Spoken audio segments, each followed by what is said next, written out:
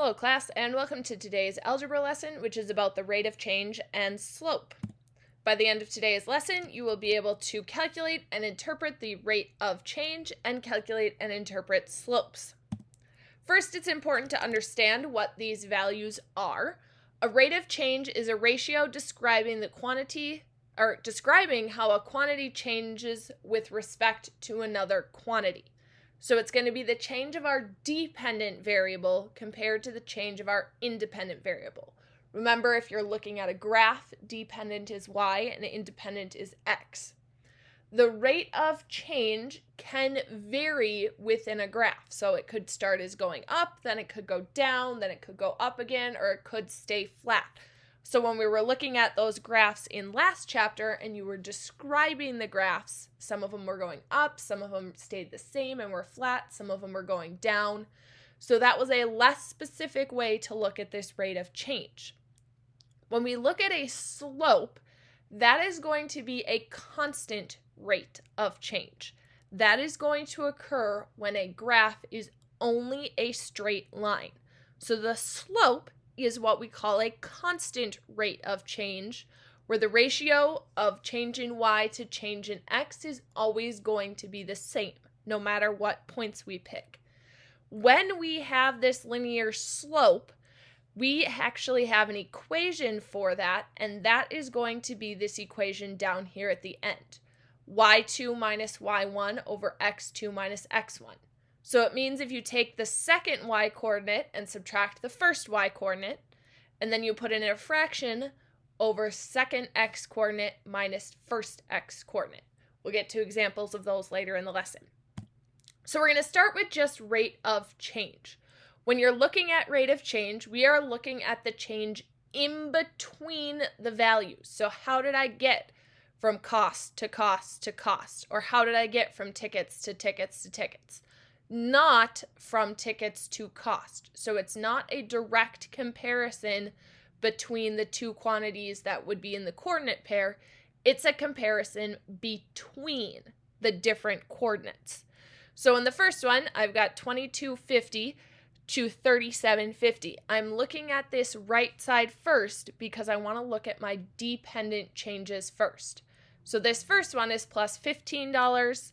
The second one is plus $22.50, and the last one is once again plus $15.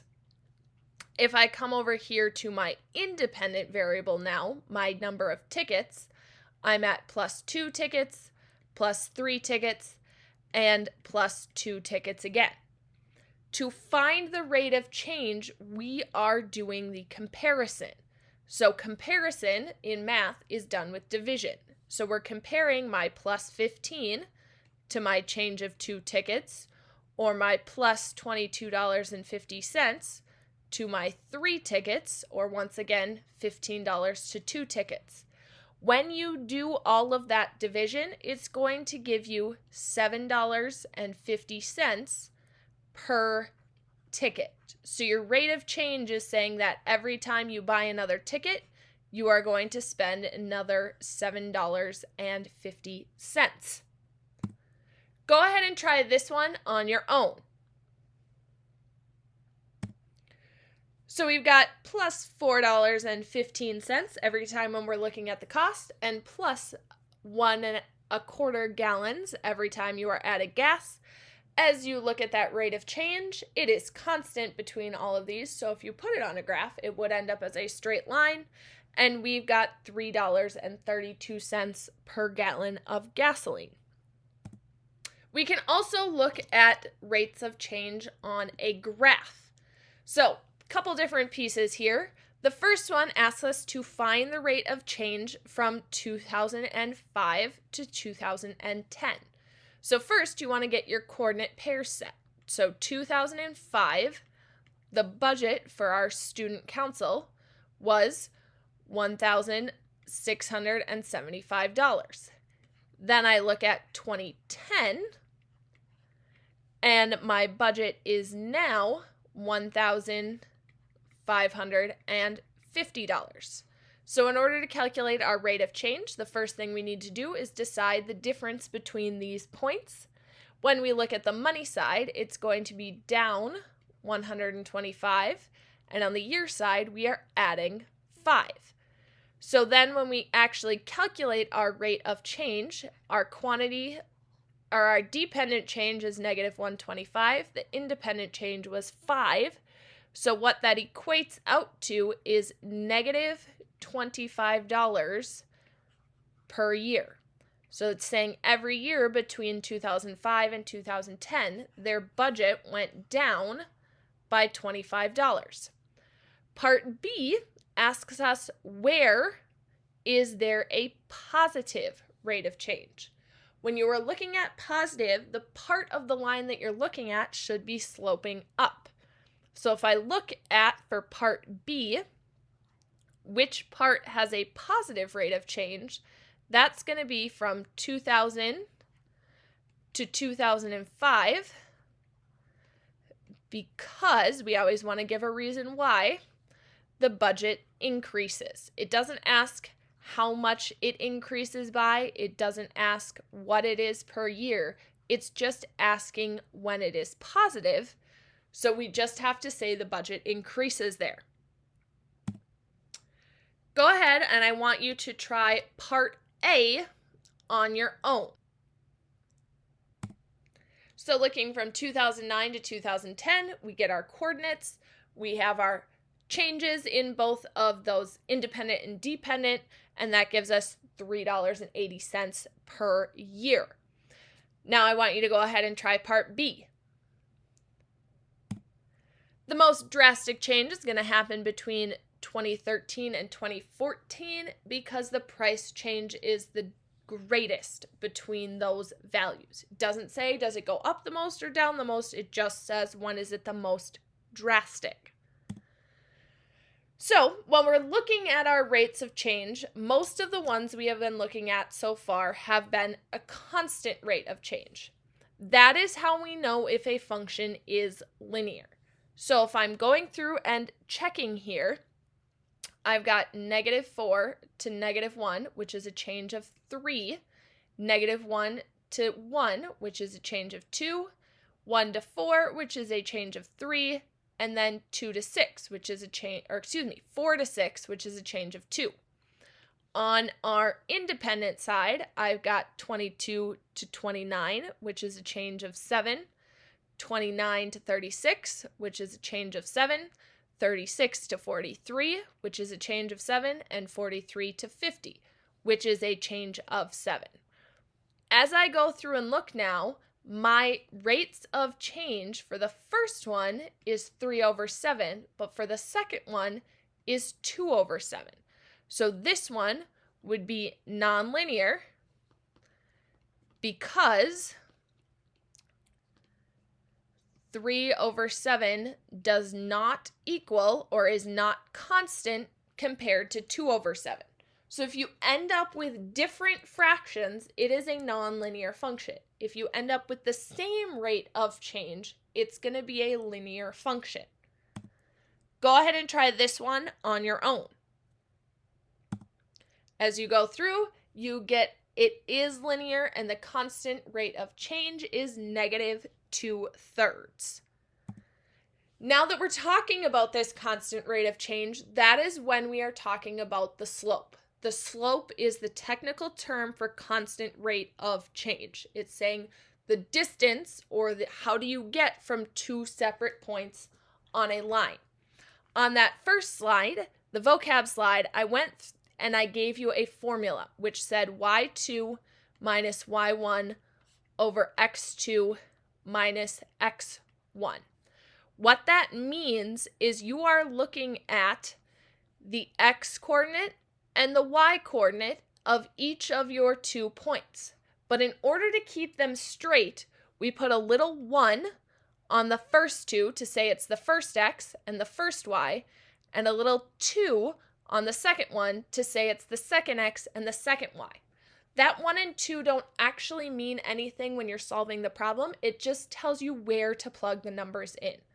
My advice is to label these points until you are 100% sure and confident that you're going to be putting them in the right spot. So I take my y2 value, which is 14, and I subtract my y1 value, which is 4. We do subtraction because I want to find out how far it is between those points. And then on my denominator, I've got my x1, my x2, which is 1, minus my x1, which is negative 3. In my numerator then, I have 14 minus 4, which is 10, and then I've got 1 minus negative 3, which turns into 1 plus 3, which is 4. Now, as I'm looking at this fraction, I know that 10 and 4 can both be divided by 2, so we reduce our slope to 5 over 2. Slope is always written as a fraction. You never want to turn it into the mixed number, so it's not 2 1/2. We leave it as an improper fraction. So it's either going to be a proper or an improper fraction, depending on if the larger number is in the numerator or denominator. Go ahead and try this one on your own. So we label x1, y1, we set it up into our fraction, and then we reduce to get a final answer of negative 1/2 for our slope. Couple of specific cases I want to talk about. So in those last two, those found slopes for diagonal lines. There are two special kinds of lines, vertical and horizontal, that have a special kind of slope.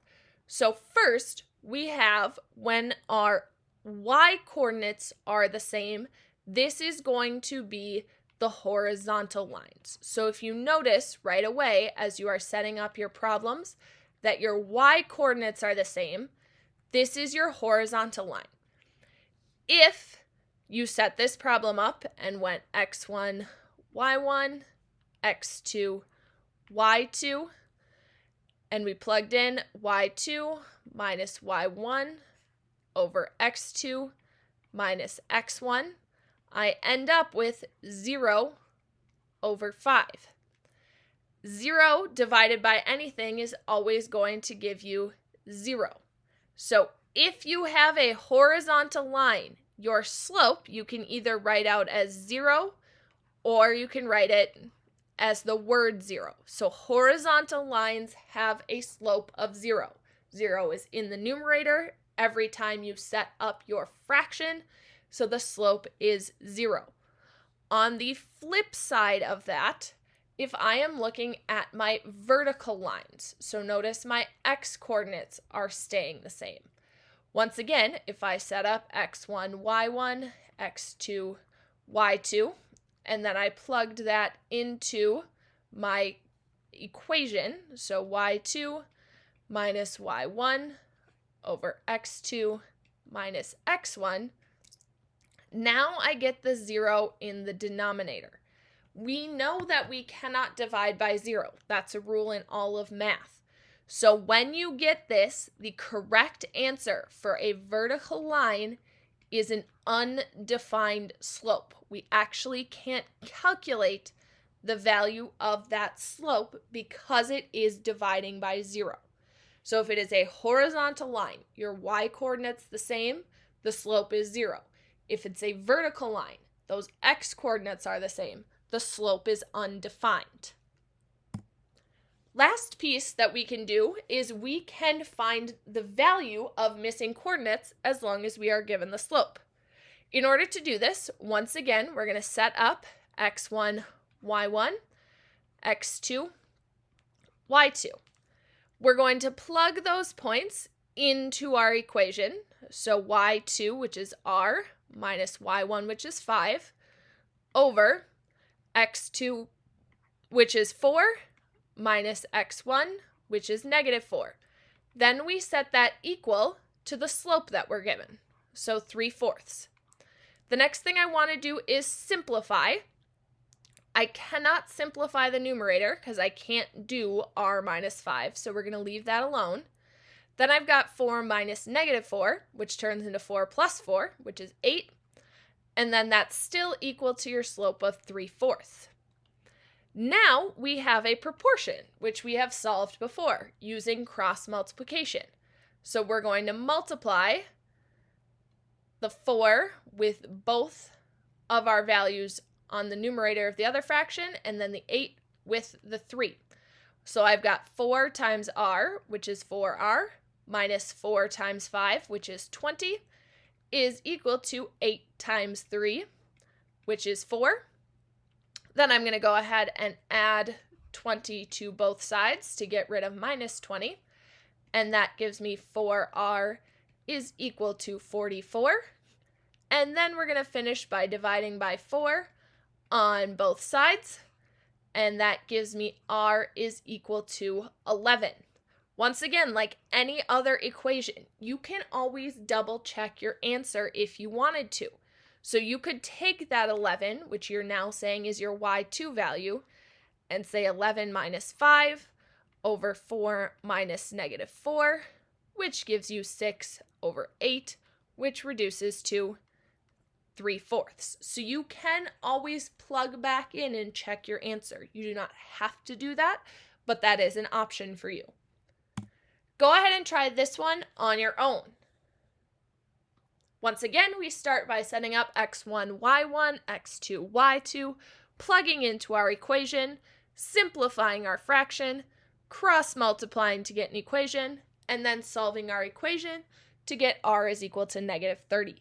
If you have questions about this or anything else from the lesson, please feel free to reach out and let me know.